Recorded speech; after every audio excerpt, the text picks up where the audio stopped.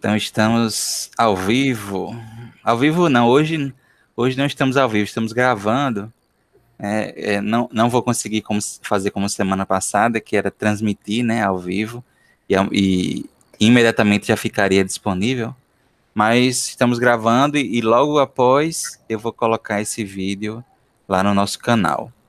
Então, sejam bem-vindos todos os presentes nesse momento aqui, os que futuramente vão assistir o estudo também, a mais um estudo do NEP, Núcleo de Estudo e Pesquisa do Evangelho. Hoje, dia 9 de julho de 2021, mais uma sexta de estudos. Nessa oportunidade, vamos para a parte 9 do nosso estudo sobre Jesus e Nicodemos. E para iniciar o nosso estudo, vamos fazer a nossa prece inicial, né? Eu vou pedir ao nosso amigo Israel, se você puder, Israel, fazer nossa prece. Pode ser, meu amigo? Não sei se não tiver como, tem problema não. Posso sim. Estão me ouvindo bem? Estamos sim, eu tô. Então vamos elevar nosso pensamento a Deus, pedir ao nosso mestre amigo Jesus que nos envolva em sua paz, que possamos, essa noite, refletirmos através dos estudos de hoje, do Evangelho de João, onde vem fazer a boa nova de o caminho a trilhar,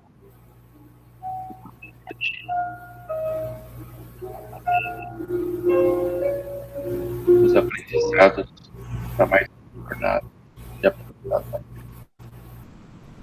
Envolva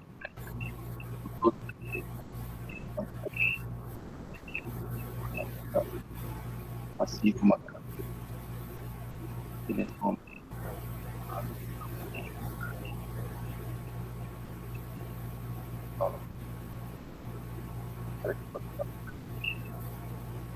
na verdadeira existência de coragem. Obrigado, Pai. É ti.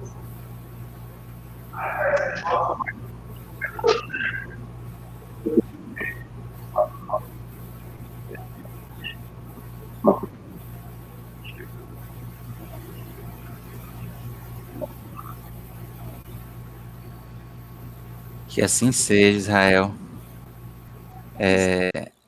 Eu não sei se os amigos também não conseguiam ouvir muito, mas estava aqui na vibração, ouvindo Não deu para a ouvir, não. prece. Deu não. Começou, mas deu problema. Bem, vamos então dar continuidade ao nosso estudo, né? E aí eu já queria passar para você, Antônio, para dar continuidade àquela sua recapitulação. Se quiser compartilhar sua tela, o Antônio já nos avisou que ele está tendo algumas oscilações da internet, né? Então, se vocês perceberem que se travar para ele, aí a gente já avisa aqui. Agora, por exemplo, para mim ele travou. Para vocês também? Ou é só aqui comigo? Sim. Não, travou. Aqui está travado também. Tá travado. Deixa eu avisar aqui para ele aqui que ele nos pediu, né? Vocês conseguiram ouvir bem o áudio, meu áudio? Só no início, aí depois não deu para ouvir nada. Não sei o que foi, Israel, mas no início deu para ouvir perfeitamente, depois realmente sumiu. Estava um fundo Mas de agora eu tô lhe música? ouvindo. Tava, acho que o Antônio colocou um fundo de música. Não. Deixa eu avisar aqui É para que eu estou ele. com o microfone, estou testando esse microfone sem fio e às vezes eu fico confuso se estão me ouvindo bem. Ah, sim, sim. Agora eu tô lhe ouvindo muito bem. Eu não sei, Israel, às vezes não é nem internet, nem nada, porque a gente continuava a lhe ver bem. Eu acho que o Google Meet, como você estava falando baixo, ele acho que interpretou sua voz como se fosse um ruído, e aí ele tem um redutor de ruído do próprio Google Meet, entendeu? Aí eu acho que isso se resolve se você falasse um pouquinho mais alto ou mais próximo do microfone. Isso também aconteceu comigo. Olha, o Antônio realmente caiu a conexão dele, né? Ele realmente falou que está tendo muitas quedas hoje, no dia de hoje.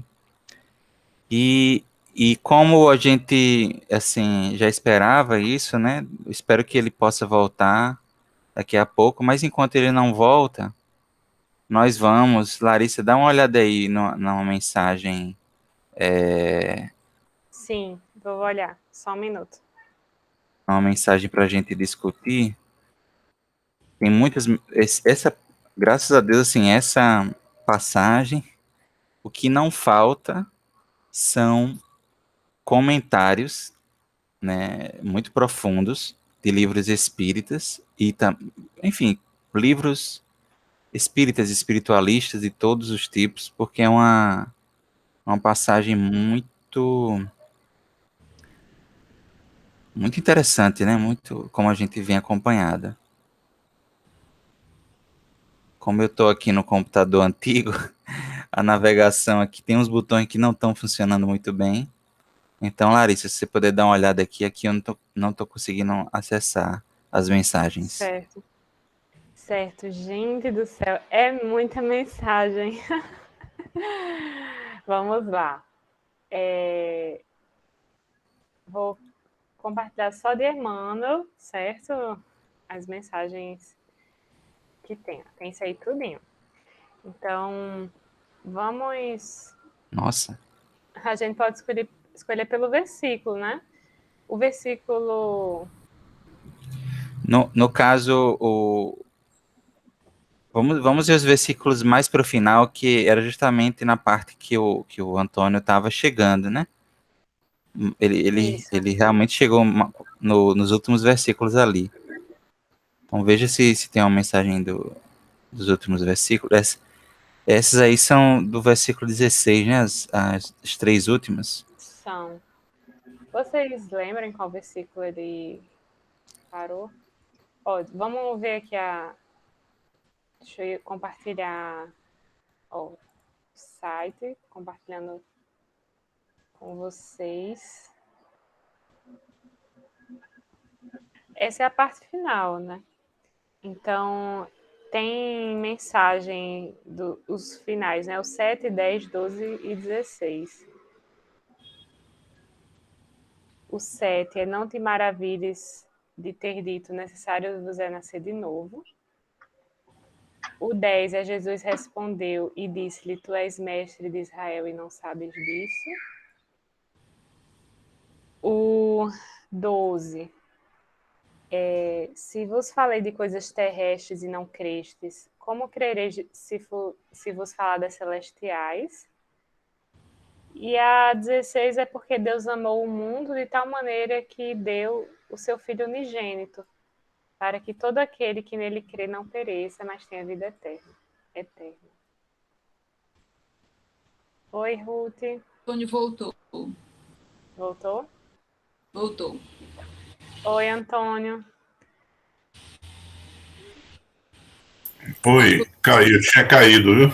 Foi. A gente já estava escolhendo aqui alguma mensagem para ler. A primeira queda já aconteceu outras vezes, como eu falei para vocês, né? Mas nós podemos, assim, continuar de onde nós paramos, então, conforme o grupo concordou? Sim. Sim. Eu vou partilhar aqui lá a tela, tá? Tá. Certo.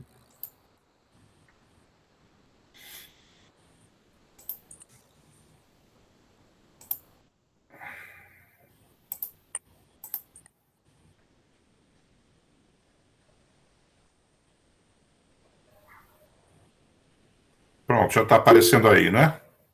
Está. Muito bem. Então, hoje nós paramos nesse elemento aí, né, que é o João 3,11, né?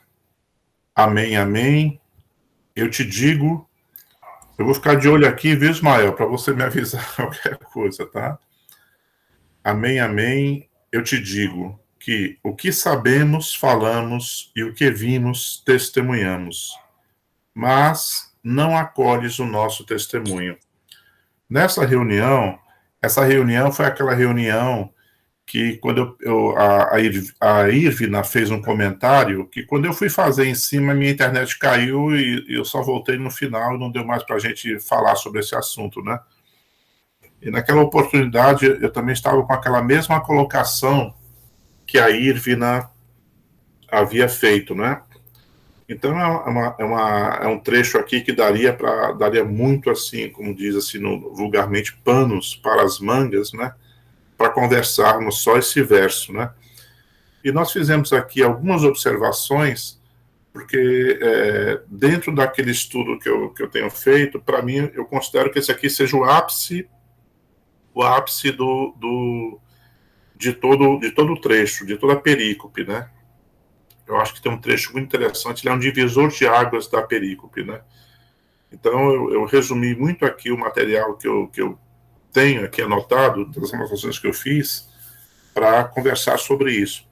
E eu começaria para conversar mostrando duas coisas, né? Que os verbos, né, ou as palavras, não o verbo na sua origem, sabemos, falamos e testemunhamos, eles estão expressos aí no modo indicativo e no tempo presente e na primeira pessoa do plural, né? Nós sabemos, nós falamos, nós testemunhamos, né? Já o verbo vimos, ele está expresso também no modo indicativo, mas num tempo pretérito perfeito. E na primeira pessoa do plural também. Então isso me levantou uma primeira indagação que eu gostaria de compartilhar com o grupo. Deixa eu ver se eu mudo aqui só a câmera para ver se facilita mais. Pronto, vou desativar a câmera, né?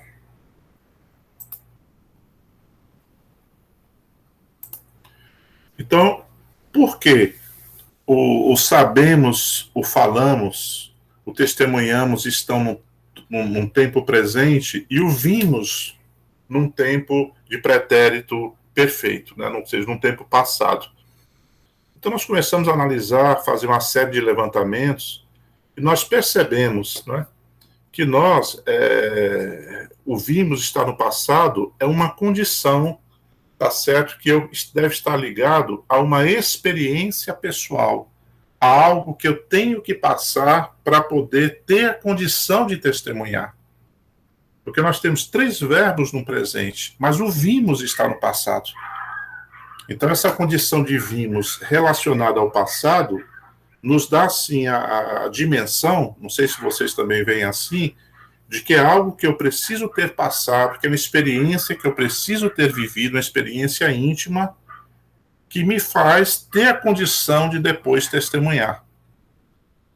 E, raciocinando dessa maneira, nós vemos aí que o testemunho ele tem 2 etapas, né? Ele tem 2 momentos, o testemunho. Né? Então, foi uma observação que eu achei assim, bem interessante colocar, porque ele podia ter dizer o que sabemos, falamos, e o que vemos, testemunhamos. Mas não falou o que vemos, ele falou o que vimos. Né? Então, isso realmente nos dá a dimensão de uma experiência pessoal que nós devemos passar antes para ter a condição de testemunhar. Então, essa foi uma primeira observação que nós fizemos. Uma outra observação depois, nós temos aqui o verbo acolhes, né? É que o verbo acolhes, ele também está expresso no modo indicativo, num tempo presente, na segunda pessoa do singular. Mas algumas traduções, como a Bíblia de Jerusalém, a Bíblia Ecumênica e outras mais, em vez de utilizar o acolhes, utilizam o acolheis, que neste caso também estaria expresso no modo indicativo, no tempo presente, mas numa segunda pessoa do plural. Mas por que, Antônio Castro, que você está trazendo essas 2 observações? Porque no primeiro, seguindo aí a tradução do Haroldo Dutra, quando ele coloca isso daqui, tá certo, numa segunda pessoa do singular, Jesus, o que é que Jesus está colocando? Jesus está se dirigindo diretamente a Nicodemos. Então, aquela condição do Nicodemos, aquela condição da humanidade, aquela parcela da humanidade onde nós podemos, muitas das vezes, estarmos inseridos que estiverem na condição de Nicodemos, essa mensagem de Jesus ela foi direcionada diretamente para ele. Né? E no segundo caso, se a tradução correta fosse o acolheis, ele está falando para toda a parte da humanidade que Nicodemos representa. Vocês estão pegando aí o raciocínio?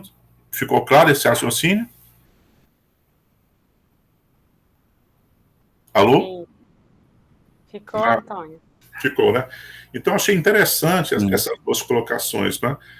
Porque aquela discussão que a gente levantou lá no estudo, né, do porquê, se Jesus estava falando do nós, englobando todos, né, ou englobando ele próprio, todos os autores que a gente estudou, eles referenciam muito o próprio Cristo, o próprio Jesus, né, como se ele está falando dele mesmo. Então, por que ele usou sempre a primeira pessoa do plural?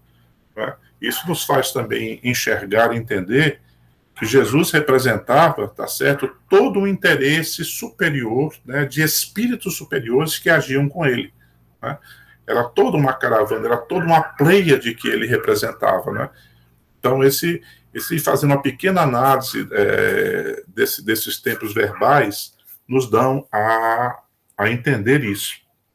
Muito bem. E aí, raciocinando dessa maneira, nós fomos buscar ali Emmanuel, né? Que nos coloca o seguinte lá no livro Pensamento e Vida. Já se disse que duas asas conduzirão o espírito humano à presença de Deus. Uma chama-se amor, a outra sabedoria. Pelo amor que, acima de tudo, é serviço aos semelhantes, a criatura se ilumina e aformoseia por dentro, emitindo em favor dos outros o reflexo de suas próprias virtudes. E pela sabedoria, que começa na aquisição do conhecimento, recolhe a influência dos vanguardeiros do progresso, que lhe comunicam os reflexos da própria grandeza, impelindo-a para o alto. Baseado e meditando um pouco nessa colocação de Emmanuel e pensando nas expressões dos verbos, nós chegamos assim a uma conclusão que o saber e o falar, eles estão muito ligados à sabedoria, à aquisição do conhecimento e essa transmissão. Mas o ver e o testemunhar estão mais ligados ao amor. Porque se nós formos entender que aquele ver, ele parte de uma experiência pessoal que eu tenho que viver intimamente, e o testemunho também, né, como algo bastante interior, então esses dois movimentos, eles estão muito mais ligados ao amor do que à sabedoria. E os dois primeiros muito mais ligados à sabedoria do que ao amor. Não é? Então nós fizemos essa correlação para entendermos bastante e colocarmos em cima dessa colocação que Emmanuel faz no Pensamento e Vida.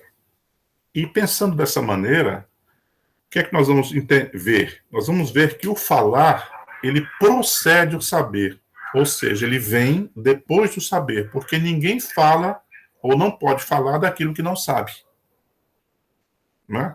E o ver, ele precede o testemunhar, ou seja, ele vem antes do testemunhar. Né? Pois o ato de ver em si, ele não dá necessariamente consciência. Então, a pessoa pode ver, passar por aquela experiência, mas não significa ainda que ela teve a consciência total daquilo. Essa consciência, ela só é incorporada, ela só é trazida para dentro de si mesmo, ela só é consubstanciada no grande testemunho que nós vamos dar. Né? Então, essa correlação nós fizemos para entender melhor esse verso, né? E aí tem muito mais texto ainda discorrendo sobre isso, que aqui está resumido, nós não estamos trazendo, porque senão ficaria grande demais. Né? Então, fizemos essa correlação que achamos bem interessante. O saber e o falar ligado à sabedoria, e o ver e o testemunhar ao amor. Mais uma vez, dois momentos, né? Mais uma vez, duas etapas a se colocar. Né? Então, não se pode falar sem saber, né? E não se pode dar aquele grande testemunho sem essa vivência, sem esse ver. Né? E aí nós somos atrás também do verbo ver, lá do hebraico, né? que é o Rahá, se não me falha a memória, né?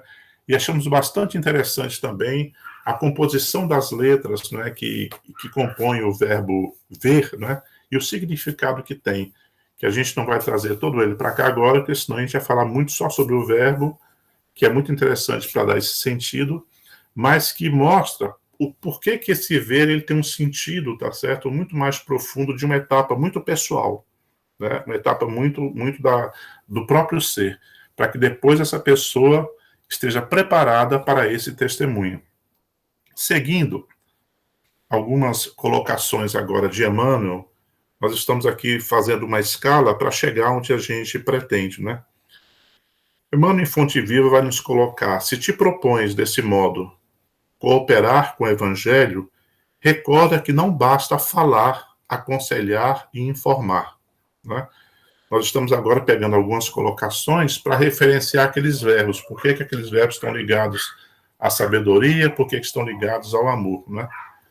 Então ele diz, olha, não adianta, né, para cooperar com o Evangelho apenas falar, né? Então não adianta só saber, falar, aconselhar, informar. É preciso muito mais do que isso. Isso está em Emmanuel, lá no Fonte Viva. Emmanuel, em Pão Nosso, já nos diz que palestras vãs acerca do Cristo quadram bem apenas a espíritos desarvorados no caminho da vida. A nós outros, porém, compete o testemunho da intimidade com o Senhor, porque somos usufrutuários diretos de sua infinita bondade. Então, um trecho bastante interessante, que, mais uma vez, as palavras vãs ligadas ao falar, né, acerca do Cristo, ela cai muito bem para espíritos que estão desarvorados aí no caminho da vida. A nós outros, porém, a nós outros quem? Os espíritos e os encarnados tidos como seguidores da palavra, os cristãos, né? Então, a nós outros, porém, e Emmanuel se coloca no meio, compete o testemunho da intimidade com o Senhor. Ou seja, o nosso testemunho da intimidade com o Cristo. Porque nós somos os usufrutuários diretos de sua infinita bondade. Referenciando lá, o saber agora é o ver, né? Lá em Vinha de Luz ele vai dizer que é importante notar, contudo, que o Senhor, utilizando a instrumentalidade de Ananias, não lhe cura senão os olhos, restituindo-lhe o dom de ver. Paulo sente que lhe caem escamas dos órgãos visuais e, desde então, oferecendo-se ao trabalho do Cristo, entra no caminho do sacrifício a fim de extrair por si mesmo as demais escamas que lhe obscureciam as outras zonas do ser. Aqui Emmanuel está comentando aquele trecho lá de que Ananias curou Paulo, né? E aqui ele faz uma referência a esse ver que vai ao encontro daquilo que nós estávamos falando sobre o verbo ver, né? Ele diz que o Senhor utilizou a instrumentalidade de Ananias e ele não curou só os olhos, tá? Ele apenas não restituiu o dom de ver. Ele lembrou que dos olhos de Paulo caíram escamas e que desde esse momento ele se dedicou, ele se ofereceu ao trabalho do Cristo, né? E ele entrou num caminho de sacrifício a fim de extrair por ele mesmo as demais escamas que obscureciam as outras zonas do ser. Ou seja, essa visão não estava totalmente completa. Somente depois dessa visão completa é que ele estaria preparado para o testemunho. Vocês estão percebendo como faz sentido o ver vir antes do testemunho? Dá para sentir isso? Com certeza. Né? Interessante essa colocação, né? Ainda, em Vinha de Luz, Emmanuel vai colocar que é óbvio que o mundo inteiro reclama a visão com o Cristo. Mas não basta ver simplesmente. Os que se circunscrevem ao ato de enxergar podem ser bons narradores, excelentes estatísticos, entretanto, para ver e glorificar o Senhor, é indispensável marchar nas pegadas do Cristo, escalando com ele a montanha do trabalho e do testemunho. Então, mais uma vez, Emmanuel, em outra mensagem, fazendo essa referência desse ver, né? que nós também podemos pegar como a fase que antecede ao testemunho, né? E aí é interessante nós nos perguntarmos em que fase nós estamos, né? Qual é a fase que muitas vezes nós colocamos? Nós ainda estamos na fase apenas de buscar os ensinamentos, nós estamos numa fase apenas de transmitir, nós já estamos numa fase apenas de ver superficialmente, ou nós já estamos dando os nossos testemunhos? É uma colocação que a gente vai ter que fazer, que durante esse processo que nós estamos propondo aqui hoje, nós vamos conversar bastante aí sobre isso. Os livros históricos, os dicionários, eles mostram que a palavra testemunha, né, edut, ela geralmente é traduzida como um testemunho. E se refere, tá certo, por exemplo, às 2 tábuas de pedra do Decálogo, ao testemunho escrito da aliança com o Senhor Israel e outras coisas mais, né?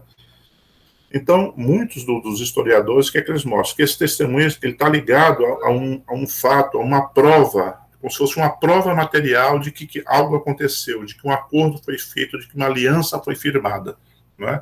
E eles dão vários e vários exemplos disso que nós não trouxemos todos. Tanto que isso está ligado a esse ato comum da vida deles, que dar um falso testemunho era uma atitude condenada no Antigo Testamento. Né? Isso aqui é um dado lá do dicionário Wycliffe. O Borne, ele vai nos dizer que essa noção de testemunho, ele pertence à ordem judicial entre os hebreus, especialmente no que diz respeito aos processos e contratos. Mas que na Bíblia, ele diz que também é do mesmo jeito, que esse sentido que era com que o testemunho era visto nos processos, ele foi trazido, ele foi derivado para a parte religiosa. Então, Borne, que é um estudioso, está dizendo que muitas vezes, quando se fala em testemunho lá no Antigo Testamento, está se dando fazendo uma relação ao mesmo sentido que o testemunho tem na parte judicial, né? Muitos historiadores são unânimes em colocar isso. Davis já vai nos dizer que o testemunho é uma evidência para a qual se apela em tempos futuros, confirmada por algum monumento tangível, né? Ou um montão de pedras, pessoas, documentos escritos, etc., que é aquilo que nós vimos ali atrás, que o outro estudioso nos colocou, como aquela prova material que consubstanciava aquele contrato, aquela aliança, aquele acordo que foi feito. E Champlin vai nos dizer que todo testemunho ele pressupõe sempre ou alguma pessoa, ou algum objeto, ou algum conteúdo, ou um acontecimento acerca do qual é conferido o testemunho.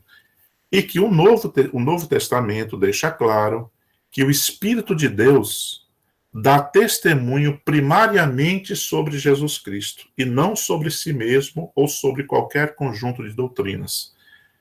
E Champlin menciona João 15, 26, quando diz: quando, porém, vier o Consolador, que eu vos enviarei da parte do Pai, o Espírito da verdade que dele procede, esse dará testemunho de mim. Então nós já percebemos aí uma conotação muito forte do Evangelho de João, né? Como se Jesus, em pessoa, representasse o quê? O testemunho de Deus para o povo hebreu. Olha, o testemunho da salvação, o testemunho da bondade, o testemunho do meu amor por vocês está aqui. É meu filho, é Jesus. Fazendo essa conotação bem humana, não é? Então a gente percebe como é que o Evangelho de João ele está pautado nisso, né? Então essa é uma interpretação de Champlin, né? Baseado nisso, mais uma vez buscando o nosso grande professor Emmanuel, lá em Pão Nosso, o que é que ele vai nos dizer? Ele vai nos dizer que a mais elevada concepção de Deus que podemos abrigar no santuário do Espírito é aquela que Jesus nos apresentou em nolo revelando o Pai amoroso e justo à espera dos nossos testemunhos de compreensão e de amor. Então agora nós já começamos a entrar na esfera dessa primeira parte dos nossos testemunhos, né? Lembra que eu falei que eram 2 etapas, então nós já começamos a preparar o terreno para essa primeira etapa que nós vamos conversar, né? Ainda, ele vai nos colocar em Pão Nosso, que mais entendimento do programa divino significa uma maior expressão de testemunho individual nos serviços do Mestre. Muito será pedido a quem muito recebeu. A gente lembra logo, quando lê essa frase de Emmanuel, lembra logo disso, né? Muito será pedido a quem muito recebeu, né? Então, quanto mais entendimento no programa divino, isso significa uma maior expressão do testemunho individual nos serviços do Mestre. Quando a gente lê esse conceito de Emmanuel, nós percebemos uma gradação, né? Do saber, falar, ver e testemunhar. Existe uma gradação nesses verbos, nessas ações, né? Se vocês sentirem a vontade para interromper, gente, para querer corrigir, engrandecer, interrompam, tá? E aí nós fazemos as famosas perguntas. Que testemunhos nós temos dado na condição de espíritas que somos perante o mundo de hoje? Até que ponto temos vivenciado os valores evangélicos ou procurado adaptá-los aos modismos e convenções atuais? Então, é uma pergunta de consciência que nós fazemos para nós próprios, né? Será que nós estamos dando testemunhos realmente na condição de espíritas que somos? Será que nós temos assumido realmente esse papel perante o mundo de hoje? E até que ponto nós temos vivenciado os valores evangélicos? Estou tentando dar aquele jeitinho de adaptar o conceito evangélico aos modismos e às convenções atuais. Então, uma pergunta de foro íntimo. E sempre que essas perguntas aqui aparecem, quem quiser comentar e quiser ficar aberto para falar, isso sempre enriqueceria muito a nossa conversa. Então, se alguém quiser falar, eu não estou vendo se alguém está levantando a mão nem nada, estou na tela aqui do Word. Antônio Carlos. Pois não. Não, é muito interessante. Realmente, assim, a gente vê como essas palavras, elas são extremamente profundas, né? E eu acho, assim, que hoje, a gente trazendo tudo isso para essa condição, a gente hoje disponibiliza de muita informação, no caso, na condição de espírita. Eu fico impressionada nessa pandemia, essa oportunidade que o espiritismo está tendo de esclarecer através de palestras, de lives, de estudos como esse aqui, a mensagem evangélica, né? De promover discussões. Eu acho isso uma coisa muito importante, muito bacana, acho que foi uma grande oportunidade. Mas daí para a prática, eu acho que nós ainda estamos precisando caminhar bastante. Assim, estamos no início dessa caminhada, porque a gente realmente, como você colocou, né, existe o saber, né, mas a gente não está conseguindo transformar esse saber em amor, né, que é esse o objetivo, né? Esse é o objetivo da luz, né, que Jesus sempre nos orientava a buscar essa luz, que é transformar o amor e a caridade. Mas, assim, a gente não está conseguindo, pelo menos tudo bem, eu acho que a informação é importante, o esclarecimento, eu acho que é o primeiro passo, mas eu acho que a gente realmente, assim, ainda está distante da proposta real do Cristo, porque isso depende de cada um de nós, né? Assim, não esperar que o mundo se transforme, né? A gente precisa, cada um, se transformar, fazer sua parte. E, claro, isso daí vai demandar muita renúncia, uma série de fatores, né? Então, eu achei bem interessante essa questão. Hoje, por exemplo, eu vejo, você precisa realmente testemunhar. Não basta só ouvir falar e as pessoas ouvem falar no dia a dia, vamos dizer, nessas redes sociais, as pessoas escutam, eu ouvi falar, e elas já julgam, já condenam, e cadê a caridade, cadê o amor? Né? O amor, a caridade, a compreensão. Então, assim, eu vejo, no geral, esse distanciamento, no caso dos espíritas, né? Nós temos essas informações esclarecedoras, eu sempre consigo ver como algo muito positivo. Realmente tenho aprendido muito, o tempo que me resta, eu tenho procurado fazer cursos. Esse momento agora, para mim, tem sido muito importante, coisa assim que realmente eu não. A gente às vezes lê o Evangelho e não tem muita ideia do que está por trás de cada palavra, de cada frase. Como agora você trouxe tanto esclarecimento, mas de qualquer forma, eu acho que a gente precisa ter a consciência de que a gente ainda tem muito que aprender. E não só aprender, mas praticar, que é o principal, né? Aprender e praticar, tentar reunir, sabe, seguir nesses dois caminhos, é o conhecimento e o amor, porque só o conhecimento realmente, isso é muito pouco, né? Então era isso, pessoal. Antônio, Lili, eu queria só, aproveitando essa fala de Lili, que é bem pertinente, muito interessante, essa associação que você fez, Antônio, realmente faz muito sentido. Nossa, muito profundo essa análise dos verbos, né? E eu estava aqui refletindo enquanto você estava falando, a Lili comentou dessa ainda nossa escassez realmente de testemunho, né? E hoje a gente vivencia esses dois problemas que os textos nos apresentam, que o texto nos apresenta, e o Antônio falou muito bem.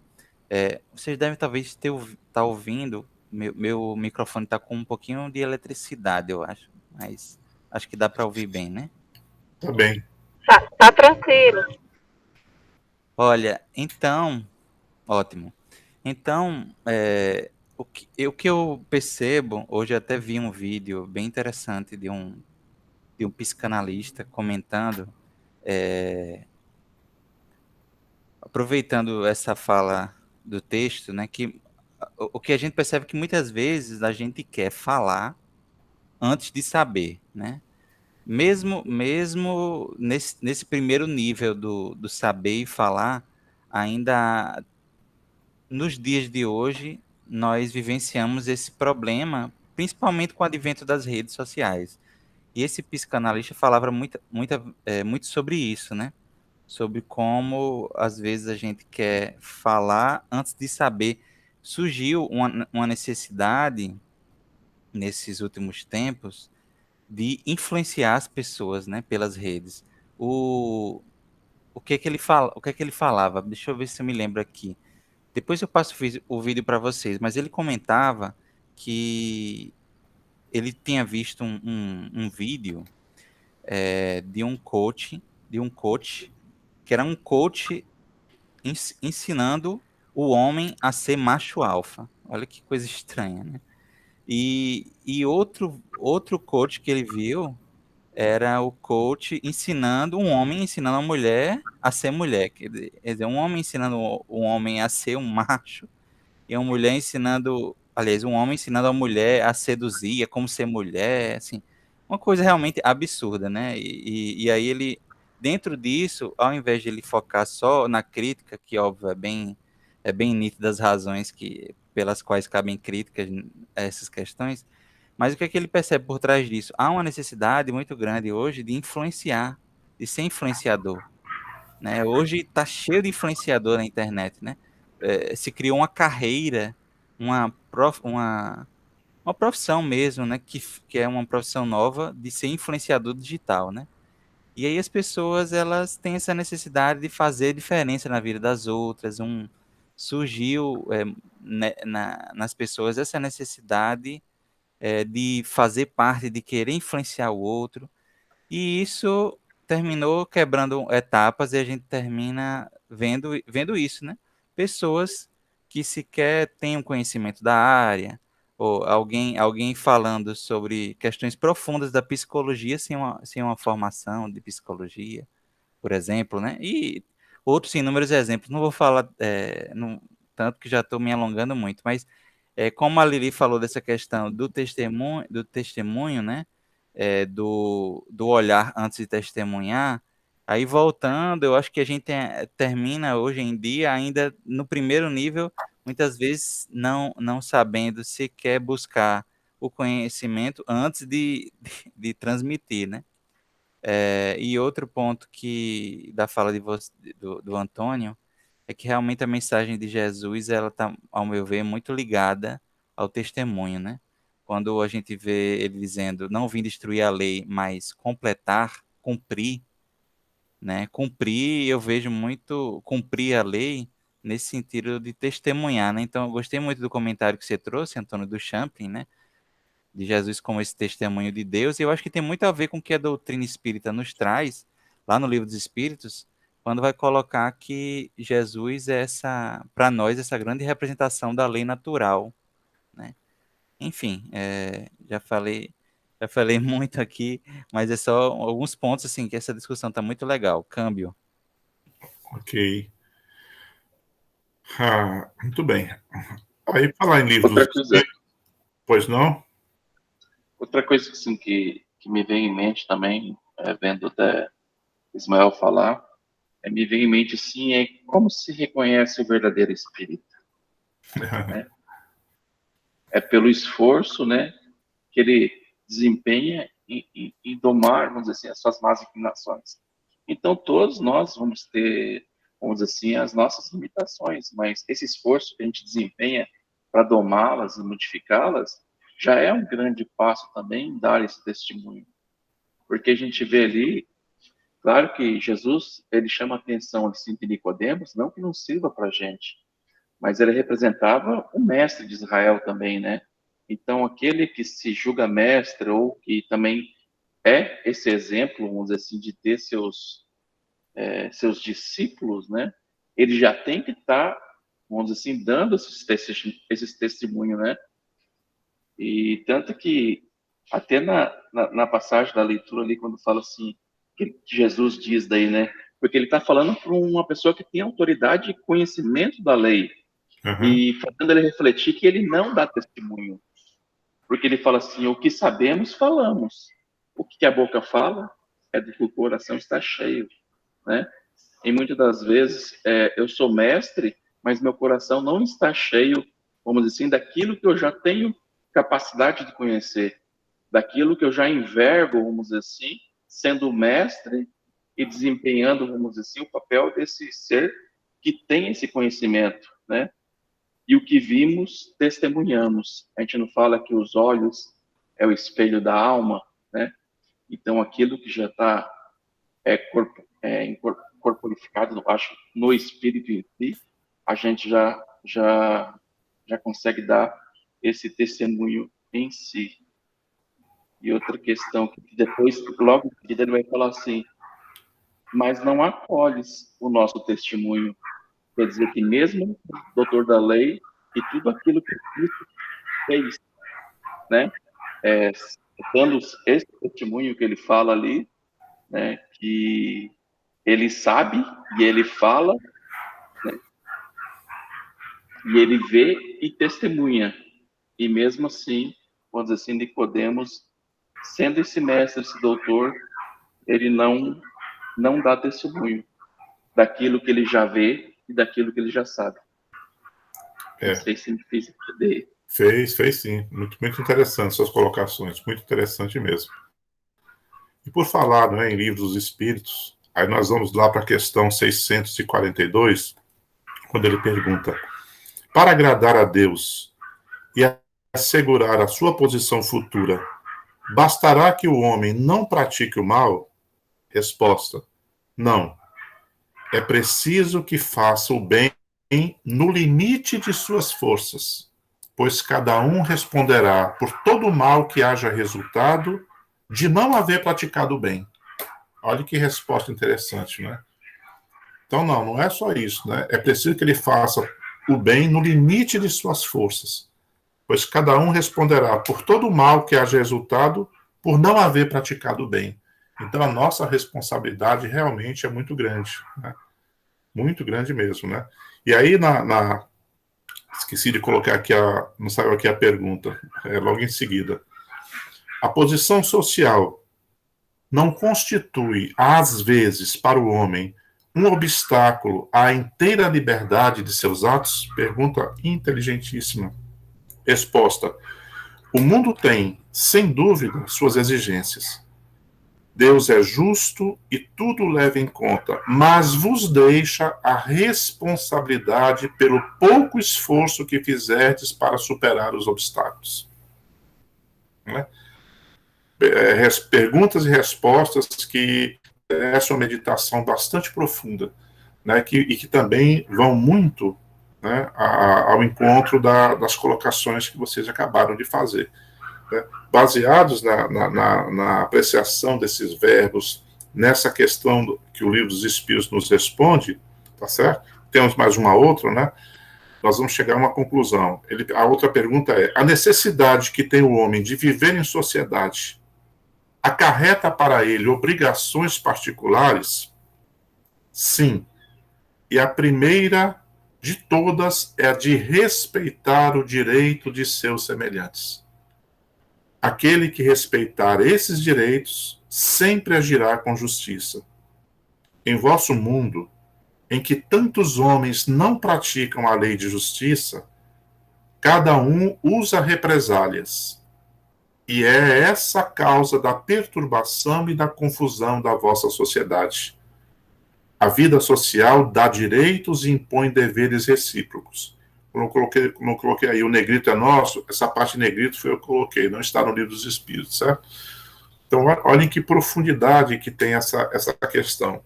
Então, quando a gente começa a falar sobre o testemunho, nós estamos na primeira parte dos nossos testemunhos, nós vemos uma correlação muito forte com direitos e deveres, principalmente com os nossos deveres. E sempre é importante a nós, espíritas que somos, entendermos qual é o nosso papel do mundo, como nós temos vivenciado essa questão de sermos espíritas perante todo esse modismo, perante toda essa pressão que a sociedade faz. Por mais que tudo está mudado, mas o que é que nós temos feito? Como é que nós temos vivenciado diante desse mar todo? Diante de como disse aqui o Ismael, diante de todo esse mar de influências? Como é que nós temos nos posicionado? Né? Então, sempre é uma questão muito importante para nós fazermos. O nosso senso crítico em relação a isso sempre tem que estar muito aceso. Então, nós vamos meditar um pouco, assim, a gente começa a meditar sobre o nosso comportamento na sociedade, nós vamos para coisas muito simples. Como, por exemplo, o ato, às vezes, de não devolver um troco que foi recebido a mais, quando a gente foi destratado pelo caixa que nos deu o troco. Nós somos destratados pela pessoa, aquela pessoa voltou um troco a mais, será que nós devolvemos o troco? Ao ficar calado, muitas vezes, quando um produto que foi comprado, a gente viu que ele foi registrado por um produto mais barato e a gente se cala. Será que essa é uma conduta realmente espírita? Será que essa é uma conduta justa que obedece a essas orientações que os espíritos nos respondem no Livro dos Espíritos? Quando a gente vai pedir assim ao funcionário de alguma organização que coloque o nosso processo na frente dos outros, dá um jeitinho, coloca lá na frente dos outros, será que essa é uma atitude correta?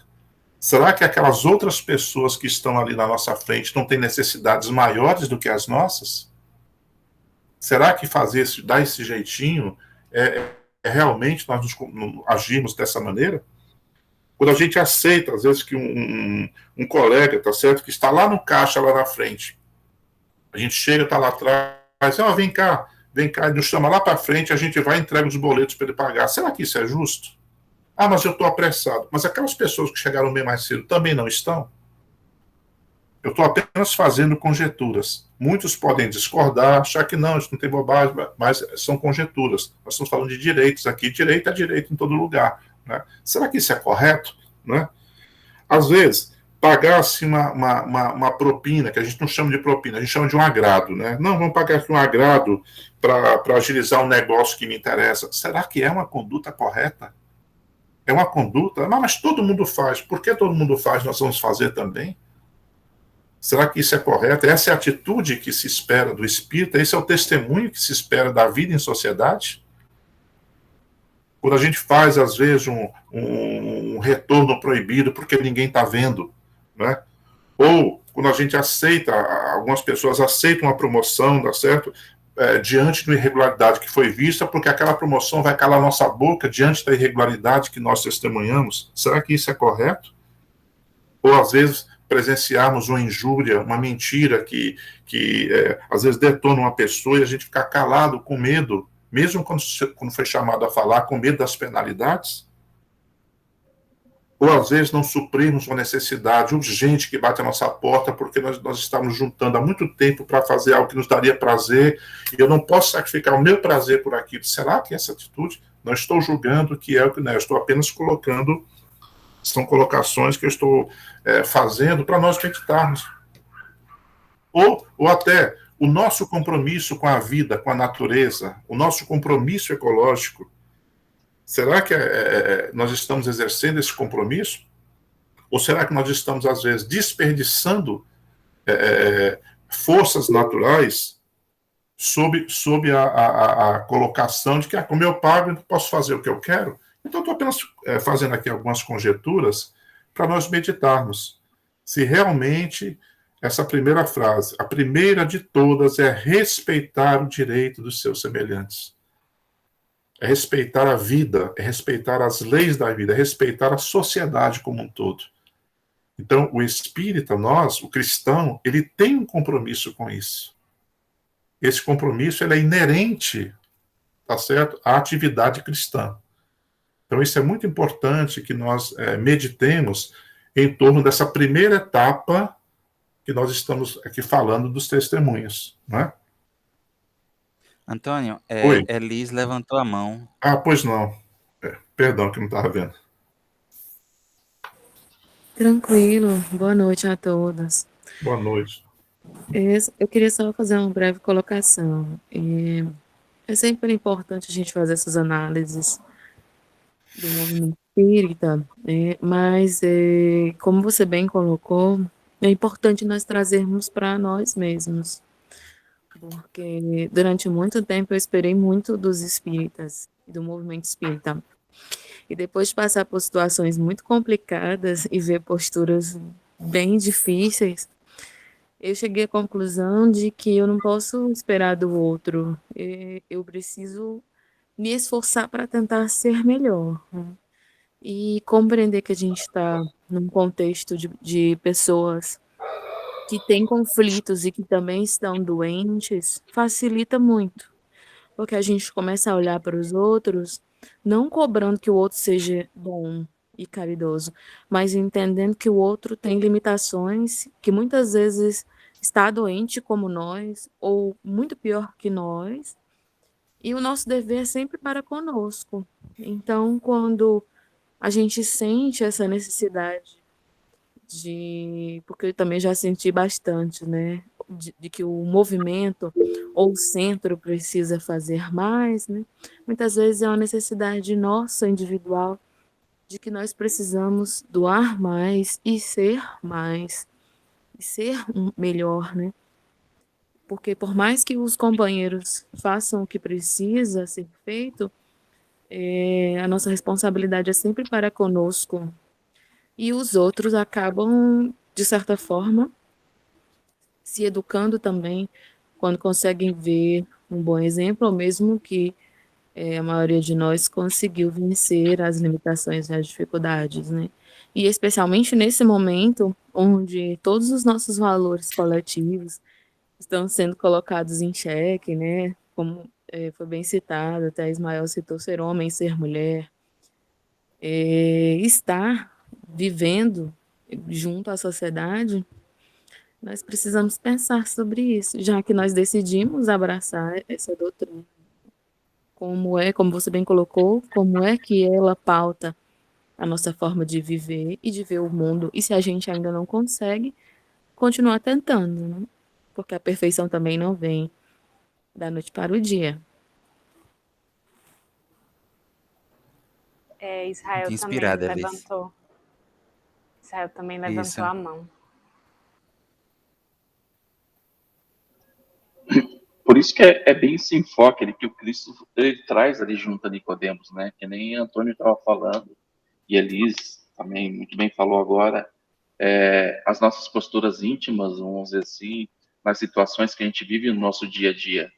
E ele fala na passagem ali, eu entendo até como se fosse não só o exemplo de Jesus, quando ele fala ali o que sabemos, falamos, e o que vimos, testemunhamos, daqueles seus emissários, e assim como o Cristo sendo representante do amor maior, que é esse amor divino, onde ele vem a dar testemunho, porque ele viu, né, vamos dizer assim, e fez.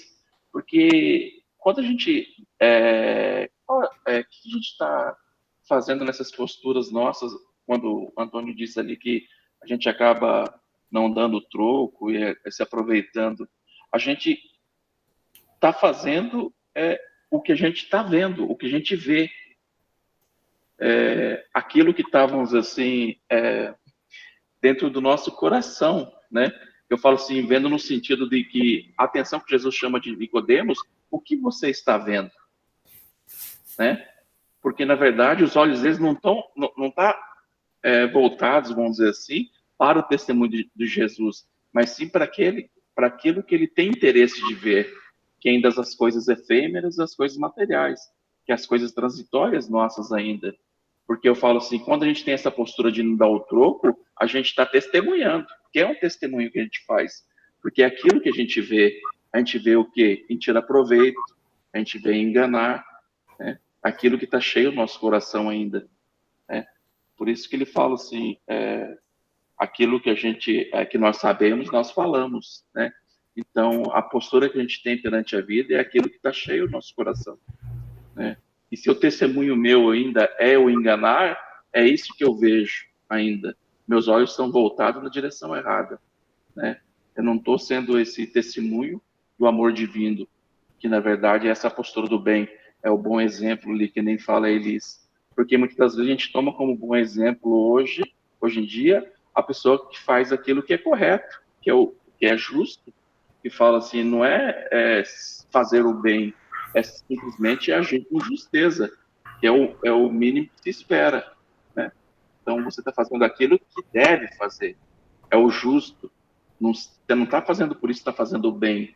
Então, teu bom exemplo seria fazer o bem, né? Ir além do que é justo, né? Verdade, Rael. O texto diz que Antônio leu no Livro dos Espíritos, né? É fazer o bem no limite das suas forças. Eu achei isso bem profundo, né? Que seria fazer o bem no limite de suas forças, né? É mais do que a justeza, a correção ética. Eu gostei muito do exemplo que o Antônio deu do caixa, que você passa no caixa e muitas vezes percebe que às vezes o caixa passou errado e você vai terminar ganhando vantagem. Pode ser ali de R$ 1, R$ 2. E muitas vezes a gente se vê nesse dilema, que na verdade nada mais é do que um furto por oportunidade, né? Se você se deixa levar ali numa ocasião normal, você não tem coragem de chegar no supermercado e furtar algo, mas aparecer uma oportunidade e você não resiste ou se vê querendo levar essa vantagem, né? E aí, uma pergunta que seria bom acrescentar dentro desse contexto é: se a gente tivesse 100% de certeza de que não haveria punição, de que ninguém ia descobrir nada, será que a gente iria da mesma forma agir corretamente, né? Isso é uma pergunta também importante. Lili levantou a mão também. Eu estou achando essa discussão muito produtiva. Me veio agora à mente o que Gandhi disse, seja a mudança que você quer ver no mundo. Então, tudo tem que começar realmente como a Elisângela colocou. Eu realmente, assim, também como ela, quando entrei na doutrina, a gente começa a exigir a perfeição das pessoas. Porque a gente acha, não, o espírito ele tem que ser perfeito. Então, realmente, assim, em alguns momentos a gente se decepciona um pouco. Mas os budistas até alertam também que, às vezes, nós criamos expectativas. São apenas homens. Estamos no mundo de provas e expiações ainda. Né? Estamos no começo da caminhada. Mas a gente realmente, Elisângela, a gente tem essa... Eu acho que todo mundo que começa, entra começa a estudar a doutrina, começa a frequentar um centro espírita, começa a acompanhar as palestras, a gente começa até a endeusar pessoas, né? E não é nada disso. No fundo, somos todos iguais. É como diz o Papa Francisco, estamos no mesmo barco, né? Então, eu acho que para essas colocações que vocês que o Antônio Carlos colocou, esses questionamentos, são fundamentais. Eu acho que a gente realmente tem que pensar cada dia sobre isso. Que atitude a gente está tendo? E a gente vai se melhorando e a gente pode se tornar um exemplo, um bom exemplo, que eu acho que é isso, essa é a ideia do Cristo, né? E não ter a preocupação realmente se fulano está fazendo o trabalho certo no centro espírita, cada um vai ter que responder pela sua atitude, né? Mas eu entendo o que a Elisângela colocou, isso é fato. Mas eu acho que a gente tem que seguir fazendo todos os dias, tentando fazer o melhor. Eu achei, nossa, todas as falas foram maravilhosas. Que o estudo hoje está assim iluminado de reflexão. Eu estou feliz assim demais porque hoje eu quase não vinha, mas eu digo não, eu vou fazer um esforço e que bom que eu cheguei. Pois gente, parabéns porque está interessantíssimo. Outra coisa, até não atropelando, e outra coisa que me veio em mente aqui agora, até da fala ali, porque, nossa, começa a viajar aqui. E quando fala assim, o que sabemos, falamos, né? E o que vivemos, testemunhamos. Na verdade, muitas das vezes, assim, o saber, muitas das vezes, não é o vivenciar.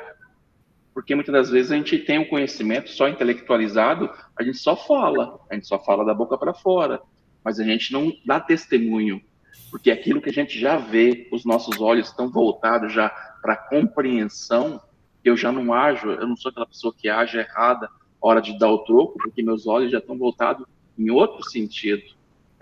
Vamos dizer assim, porque muitas das vezes quando você faz isso aí, você não está percebendo que você está fazendo mal. Você está vendo que está tirando a vantagem, é um bem para você, mas é um bem egoísta, porque você está enganando o outro.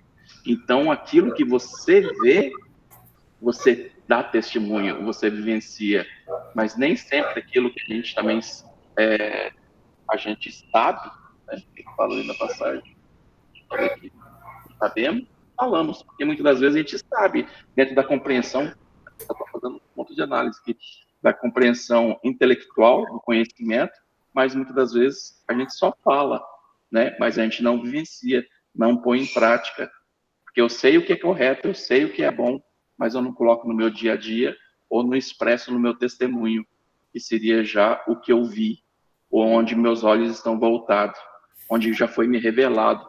E quando tira o véu de você, vamos dizer assim, quando a gente não compreendia a espiritualidade, nos tirou o véu, a gente conseguiu enxergar melhor.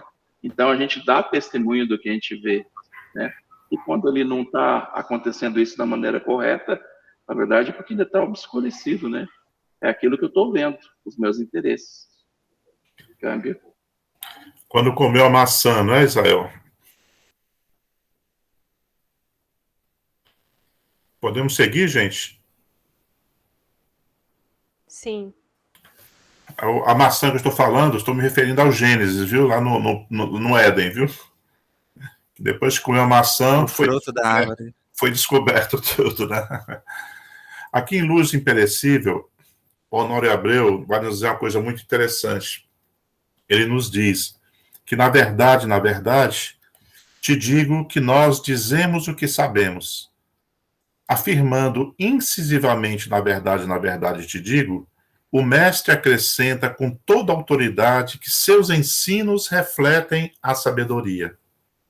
No entanto, o episódio evidencia a necessidade de manifestação segura na busca de sensibilização de um coração ainda cristalizado em ideias e preconceitos acalentados em muitas reencarnações. Ele está se referindo a Nicodemos. Isso aqui vai muito ao encontro dos comentários de Israel agora há pouco. E testificamos o que vimos. Exatamente dentro desta capacidade de testemunhar, será possível empreender-se o percurso que nos levará ao destino fixado.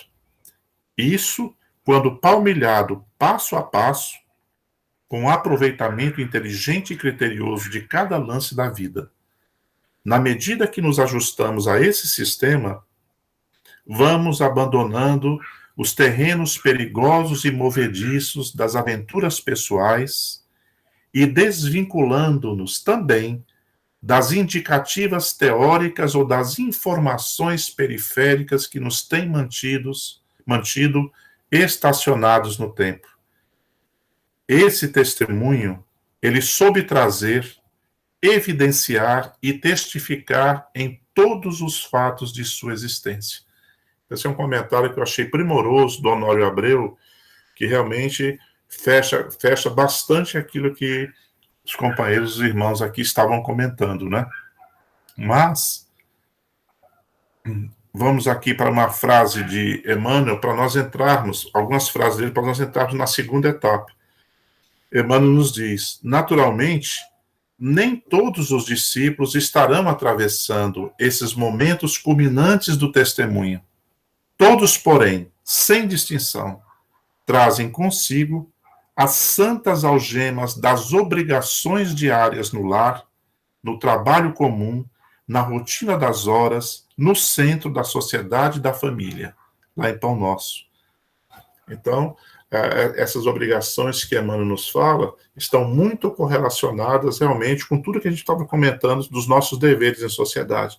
Mesmo que eu não testemunhe, tá certo? Nós somos chamados às obrigações diárias, né? Que nós temos que exercê-las, né? Seguindo ainda, no livro Segue-me, ele vai dizer que o Evangelho, por isso, ele é um roteiro de luz, não só pelos ensinamentos que encerra, mas pelo testemunho pessoal com que foi vivido. Por quem? Por Jesus, né? Foi o testemunho de vida de Jesus que fez o Evangelho passar esses 2 milênios e ficará conosco até o fim dos tempos.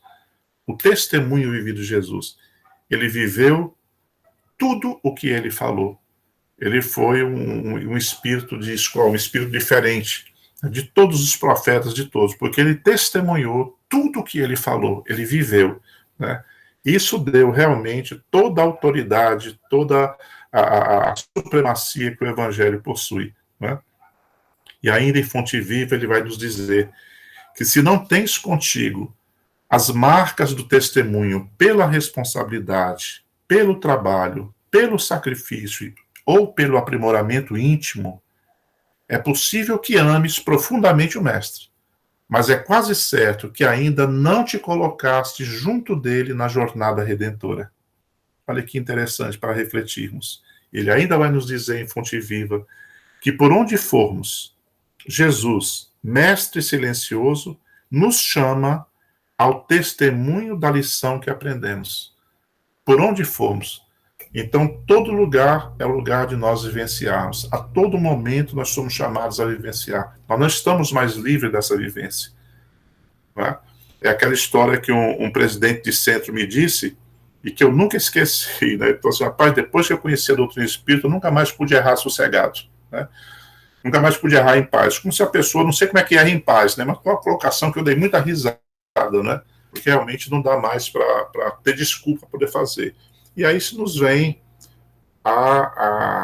o fechamento dessa primeira parte aí, que é, nós temos pautado pela ética e boa moral em nossas relações com o próximo, com as leis e com os hábitos sociais. Nós, cada um, é uma pergunta de foro íntimo. Nós temos realmente pautado pela ética nas nossas relações, sejam elas quais forem? Então é uma pergunta interior. Mas, entrando agora na segunda parte, há uma outra conotação para o testemunho. Que conotação é essa? Agora estou pegando lá no primeiro comentário que nós fizemos, né? E aí vamos aqui em Mateus. E por causa de mim, sereis conduzidos à presença de governadores e de reis para testemunho perante eles e perante as nações. Isso, Mateus. Em Apocalipse, João vai nos dizer: quando abriu o 5º selo, vi sobre o altar as almas dos que tinham sido imolados por causa da palavra de Deus e do testemunho que dela tinham prestado. Então, João aqui tem aquela visão, não é, quando escrevia lá o Apocalipse, onde ele viu várias almas que haviam sido sacrificados por darem o seu testemunho, tá certo, perante as autoridades do mundo. Então ele testemunhou o grande sacrifício das almas que foram imoladas, que foram levadas ao holocausto. Então esse é o segundo patamar do testemunho, é o testemunho da provação, da expiação que às vezes nós passamos, e nós temos que testificar aquilo que aprendemos naqueles momentos mais graves da nossa encarnação. Naqueles momentos nós somos chamados realmente a enfrentarmos, a vivenciarmos aquilo que nós aprendemos. Às vezes um desencarne de um parente muito querido, às vezes num fracasso financeiro enorme, onde nós não conseguimos mais manter o status quo que nós tínhamos, às vezes em determinadas situações onde nós nos limitamos, onde nós fomos altamente prejudicados, uma doença que surge de repente e nos torna semi-inválidos ou inválidos para algumas atividades. Então, são naqueles momentos de grande expiação, nos momentos de uma grande fofoca que nos expôs a uma humilhação pública terrível, quase que irreversível, né? Então, são grandes momentos, né, onde nós somos também chamados a esse testemunho. Ou naqueles testemunhos calados, onde nós nos anulamos por determinadas situações, por determinadas pessoas, por determinados ideais. Não é? Então, são vários e vários testemunhos. Essa é a segunda parte do testemunho. Uma, aquela do convívio das relações sociais normais, e outra é aquela onde nós precisamos já ter dentro de nós, com as colocações que foram feitas aqui atrás por vocês, certas coisas resolvidas para realmente vivenciarmos, realmente darmos assim o nosso testemunho, mostrarmos a vivência daquilo que aprendemos. E aí, Emmanuel vai nos dizer que enormes fileiras de operários fogem ao perigo, temendo a borrasca e esquecendo o testemunho. Muitas pessoas, não é? Muitas, quando percebem que podem ser chamados ao testemunho, fogem correndo, né, e esquecem disso. Né? Será que muitas das vezes nós não somos essas pessoas ou não nos colocamos no lugar dessas pessoas, fugindo a determinados testemunhos, fugindo a determinadas responsabilidades? No livro da Esperança ainda ele vai nos colocar: atendamos, pois, às definições espíritas que nos traçam deveres imprescritíveis, confessando-nos espíritas e abraçando atitudes espíritas, mas sem esquecer que espiritismo, na esfera de nossas vidas, em tudo e por tudo, é renovação moral. Está isso no livro da Esperança. Esses trechos nós estamos trazendo, e outros aqui mais, para nós meditarmos na fundamentação dessa segunda parte do testemunho, né? Há um trecho final da obra de Emmanuel que eu tinha trazido para ler, mas estão nas minhas anotações. Eu não sei se vocês querem que eu leia, que é o trecho final da obra Ave Cristo, ou vocês querem que eu passe para uma mensagem já final desse verso. Pode ler, Tá, eu né? acho. Pode ler. Pode ler. Se eu me emocionar, vocês me perdoem, né? Mas eu emociono. É um texto um pouquinho grande, mas eu acho que dá uma afeição para nós compararmos o testemunho do cristão daquela época e o nosso testemunho de hoje. Eu acho que dá muito essa visão, tá? E gostaria de fechar depois com uma mensagem interessante também sobre isso. Então vamos lá.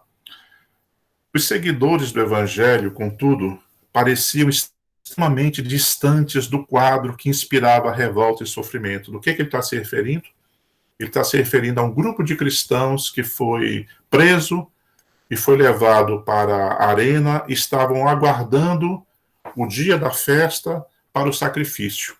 Então eles foram guardados em celas infectas, em celas sujas, muito sujas, e eles estavam aguardando porque a festa durava o dia todo e ao cair da noite é que era feito o sacrifício dos cristãos. Eles eram assim, tipo assim, a cereja do bolo se é que assim eu posso me referir, mas estou falando para aquela sociedade daquela época, para finalizar o espetáculo, aquilo que eles chamavam de espetáculo. Homens esfarrapados abraçavam-se felizes, e mulheres de feições macilentas osculavam os filhos com o entusiasmo de quem se aprestava para o encontro com a felicidade perfeita. Portanto, haviam velhos, mães, crianças, todos estavam lá. Não haviam podido cantar no trajeto entre a masmorra e o anfiteatro, mas assim que se viram unidos numa cela enorme, da qual deviam marchar para a morte, entoaram hosanas ao Cristo com o júbilo de criaturas eleitas para o esplendor de triunfo supremo em que iriam receber a coroa da imortalidade. De outras prisões chegaram novos contingentes, e dentre os recém-chegados, Celso, feliz, descobriu Érato Marcelino. Celso é o filho de Tassiano, que encontrou um colega. O amigo de Enio, né, que é outro colega, fora detido na noite da véspera, depois vocês leem uma obra que é muito bom, quando ouvia o evangelho no cemitério de Calisto. O reencontro constituía uma bênção. Até mesmo Tassiano, que se mantinha circunspecto e angustiado, experimentou súbito reconforto. Tassiano é o pai de Celso, que a essa altura estava cego, sempre foi contra o cristianismo, mas sempre os eventos do cristianismo toparam na vida dele. E ele foi preso aí por uma questão aí de maldade da própria filha, né? E foi levado como se fosse um cristão, mesmo sem nunca ter sido cristão, né? Então é interessante isso. O ancião Davi Ostiense narrava com a aventura de sorrir-lhe nos olhos como fora recolhido à masmorra e reafirmava o seu reconhecimento ao céu pela graça de lhe ser permitido receber a vitória espiritual através do martírio. Ante a curiosidade alegre de todos os que o rodeavam, exibiu pequeno fragmento de um rolo encebado e leu as belas palavras da primeira missiva do apóstolo Paulo aos Tessalonicenses. Regozijai-vos sempre. Bem-humorado, informou contente. Irmãos, a minha existência de quase 80 anos, este pedaço dos Sagrados Escritos é tudo o que me resta. E acentuou, rejubilemo-nos. Quem vive no Evangelho encontra a divina alegria. Dos milhões de chamados nesse século, fomos nós os escolhidos. Louvemos a glória de morrer à maneira do óleo que se queima na mecha, para que a luz resplandeça. As árvores mais nobres são reservadas à formação do pomar. O mármore mais puro é destinado pelo artista à obra-prima. Um arrobo de alma observou. Os grãos mais sadios da fé viva transformam-se nos dentes das feras em alva farinha, para que não falte o pão da graça à mesa das criaturas. Cresça em nós a esperança, pois está escrito: sê fiel até a morte e eu te darei a coroa da vida. Ele cita aqui um trecho do Apocalipse. Aqueles apontamentos provocaram radiosa floração de felicidade em todos os semblantes. A assembleia andrajosa e estática parecia tomada de infinita aventura. Érato, levantando o ânimo de Celso, que é o filho adolescente de Tassiano, né, com as suas palavras de coragem, erguia a voz, associando-se aos cânticos de regozijo. Tassiano, silencioso, perguntava a si mesmo por que motivo fora trazido ao testemunho dos cristãos, quando em verdade nunca lhes esposaram os compromissos. Que irresistível destino o arrebatava assim para aquele Cristo de que sempre fugira deliberadamente? Por que se enredara com os galileus de tal sorte que não lhe restava outra alternativa senão a de comungar com eles no sacrifício? Por que decisão dos imortais se afeiçoara tanto a Quinto Celso, o filho, né? No fundo, era um rapaz de origem anônima, passando a amá-lo e a querê-lo, como se como se fosse... Passou, não? Não passou. Onde é que eu estou? O fora, que tá vermelhinho, ó. Fora filho Fora do filho do coração. coração. Por quê? Porque Celso era um filho adotivo dele, certo?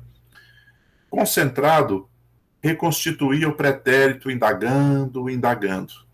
Não mais dispunha, entretanto, de muito tempo para o solilóquio mental. Lá fora aglomerava-se a multidão.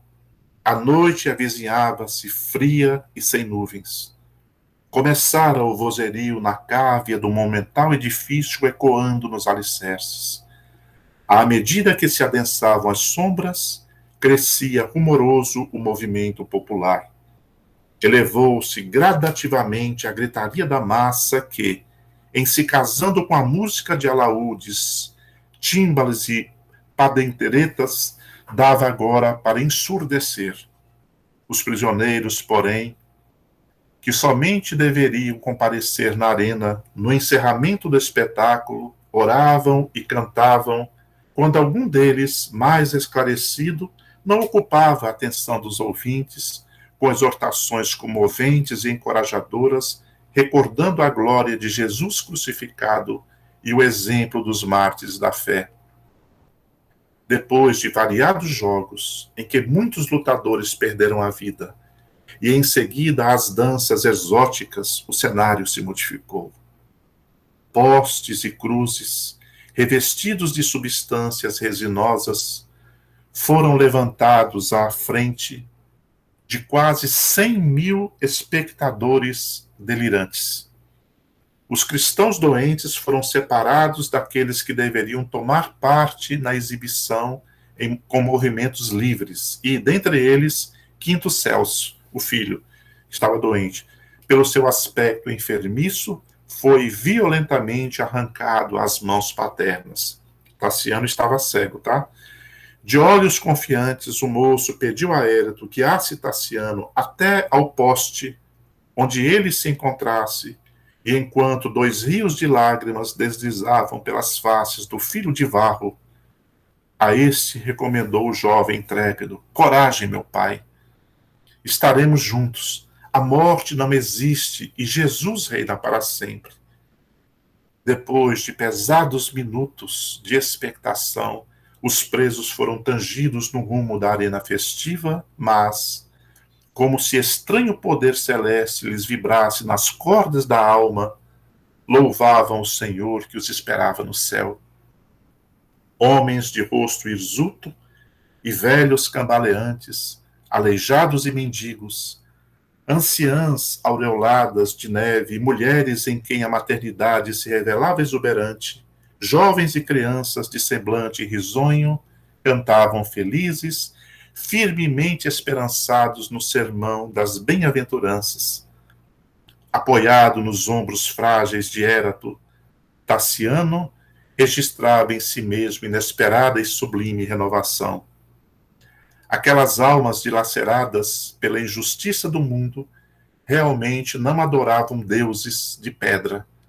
Para inspirar semelhante epopeia de amor e renúncia, esperança e felicidade à frente da morte, Jesus deveria ser o enviado celeste a reinar soberanamente nos corações.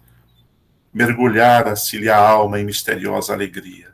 Sim, finalmente reconheceu naqueles instantes supremos que, semelhante a prolongado e tremendo temporal, o tempo passara por ele, destruindo os ídolos mentirosos do orgulho e da vaidade, da ignorância e da ilusão. A ventania do sofrimento deixara-lhe as mãos vazias. Tudo perdera. Estava só. Mas, naqueles momentos breves, encontrara a única realidade digna de ser vivida: Cristo, com o ideal de humanidade superior que lhe cabia ir ao encontro e alcançar. Lembrou-se de Blandina, que era sua filha, de Basílio e de Lívia. Basílio era o pai de Lívia, e Lívia foi uma pessoa por quem ele se apaixonou. Já estão desencarnados. Guardando a impressão de que os 3 se achavam ali, estendendo-lhe os braços em sorrisos de luz. Recordou o Quinto Varro, que era o seu pai, com indizível carinho. Reencontraria o genitor além da morte? nunca experimentara tamanha saudade de seu pai como naquele minuto rápido. Daria tudo para revê-lo e para afirmar-lhe a ternura que, por aqueles instantes da morte, a vida efetivamente não lhe fora vã. Chorava assim, no entanto, pela primeira vez, chorava de compreensão e reconhecimento, emotividade e alegria. Recordou quantos lhe haviam ferido o coração no curso da existência e como se estivesse a reconciliar-se consigo próprio, a todos enviou pensamentos de jubilosa paz. Os estreitos passos daquela redentora caminhada em alguns metros haviam, porém, terminado. Amparando-se em Marcelino, escutou os gritos selvagens dos espectadores que se apinhavam nas bancadas do pódio e dos menianos nas galerias, nos patamares, nos vomitórios e nas escadas. Milhares e milhares de vozes reclamavam em coro animalescas: às feras, às feras! Contudo, intimamente renovado, Tassiano sorria. Após ligeira busca, Érato encontrou o poste em que Celso fora ligado, Celso, seu filho, para o sacrifício, e cumpriu o que prometera, reaproximando pai e filho para o instante supremo. Meu filho, soluçava Tassiano, feliz, tateando o corpo de Celso, cujas mãos de carne não mais poderiam acariciá-lo. Eu senti o poder do Cristo em mim, agora também eu sou cristão. Exultando de satisfação íntima por haver atingido a realização do maior, do mais belo sonho de sua vida, Celso bradou: louvores sejam entoados a Deus, meu Pai, viva Jesus! Nesse mesmo instante, soldados ébrios atearam fogo aos lenhos que se inflamaram facilmente. Gemidos, apelos discretos, rogativas de socorro e orações abafadas, partidas de vários pontos, fizeram-se ouvir por entre as labaredas crescentes que, ao crepitar da madeira, se desdobravam no ar, semelhantes a serpentes inquietas proclamando a vitória da iniquidade, enquanto leões, panteras e touros bravios penetravam a espaçosa arena, incentivando o furor da turba sedenta de sensação e de sangue. Ajoelhando-se diante de Quinto Celso, que o contemplava embevecidamente, o cego compreendeu que o fim havia chegado e rogou: meu filho, ensina-me a orar. As chamas, porém, ganhavam o corpo do rapaz a contorcer-se. Celso, contudo, reprimindo o próprio sofrimento, falou calmo, banhado em paz: meu pai, façamos a prece de Jesus que Blandina pronunciava. Pai nosso que estais nos céus, oremos em voz alta. As feras esfaimadas abocanhavam corpos e estracinhavam vísceras humanas aqui e ali, mas como se vivesse agora tão somente para a fé que o iluminava à última hora, Tassiano genuflexo repetia comovedora oração. Ele ora o Pai Nosso e termina o Pai Nosso. O romano convertido não mais ouviu a palavra do filho. A cabeça de Celso tombara para a frente desgovernada. Tassiano ia erguer a voz, quando patas irresistíveis rojaram-no ao saibro argenteado da arena. Turvou-se-lhe o cérebro, mas em seguida, ao choque rápido, qual se o Cristo lhe enviasse milagrosa claridade às pupilas mortas, recuperou a visão e identificou-se ao lado do seu próprio corpo, que jazia imóvel numa poça de areia sanguinolenta. Procurou o Quinto Celso, mas, ó divina felicidade, viu que do poste de martírio, do poste do filho dele, do Celso, emergia não o filho adotivo, mas o próprio pai, Quinto Varro, que lhe estendia os braços, murmurando: Tassiano, meu filho, agora poderemos trabalhar em louvor de Jesus e para sempre. Finalizando, deslumbrado, reparou que as almas dos heróis adoravam os despojos envolvidas em túnicas de luz por entidades que mais se assemelhavam a formosos arcanjos aéreos. Beijou as mãos paternas como alguém que saciava saudades terrivelmente sofridas e tentava algo dizer quando viu Blandina, Basílio, Lívia e Rufo cantando em alegria no grupo de espíritos venturosos em que formavam Corvino, Lucano, Hortência, Silvano e outros paladinos da fé, todos a lhe dirigirem sorrisos de confiança e de amor. Por cima do corpo negro do anfiteatro, desafiando-lhes as trevas, centenas de almas radiantes seguravam lirial, estandarte em que brilhava a saudação tocante e sublime, Ave Cristo. Os que vão viver para sempre te glorificam e saúdam. E aí ele continua e toda a caravana seguiu. Então, esses vários trechos, nós vemos muito do que foi comentado aqui atrás nos trechos do Evangelho, a questão da visão, como é que a visão retornou, e nós vemos o sacrifício, né, o testemunho do cristão, né, que é a segunda parte que nós nos referimos, do testemunho, que hoje nós podemos trazer para o nosso dia a dia hoje. Hoje não existem mais os leões, os postes com o fogo, né, os carrascos, mas a que outros testemunhos nós somos chamados? E qual é o nosso papel? Como é que nós temos enfrentado? Então nós trouxemos esse trecho para que nós pudéssemos assim meditar em torno dessa segunda parte de testemunhos, para nos colocarmos e nos compararmos e vermos como nós estamos vivenciando ou nos preparando, né, para ultrapassar esses momentos. Já são 21h06. Não vai mais dar tempo de ler a mensagem final, que é uma mensagem curta, mas não vai dar tempo. Eu vou deixar para vocês, eu vou mandar talvez no grupo, essa mensagem que é muito interessante, Espíritas Meditai, que é de Caíba Schutel, né, que ela é muito interessante para as nossas meditações no dia de hoje. Né? Era isso, gente. Muito obrigado, Antônio. Que lindo esse Emocionante testemunho. mesmo. Eu chorei. É porque eu também já li o livro acho que umas 2 vezes. Toda vez que eu leio, eu choro. Eu também. Tá aqui chegando, tô com o nariz entupido. É emocionante mesmo, né, gente? Assim, é o testemunho realmente muito bem colocado esse trecho, viu, Antônio? E então, nesse clima, nessa energia, que a gente vai fazer nossa prece final. E semana que vem continuamos, né? Tem mais alguns versículos, né, Antônio, para a gente caminhar. Esse foi muito especial, como a Lili falou. Hoje foi um estudo marcante mesmo, né? Então vamos fazer nossa prece. Deixa-me ver. Eu ia pedir a Ruth, mas você tá com o nariz entupido, né, Rutinha? Ai, dá pra ver, a boca tá funcionando. Oh, beleza. Então faz. Bora lá. Continuando ainda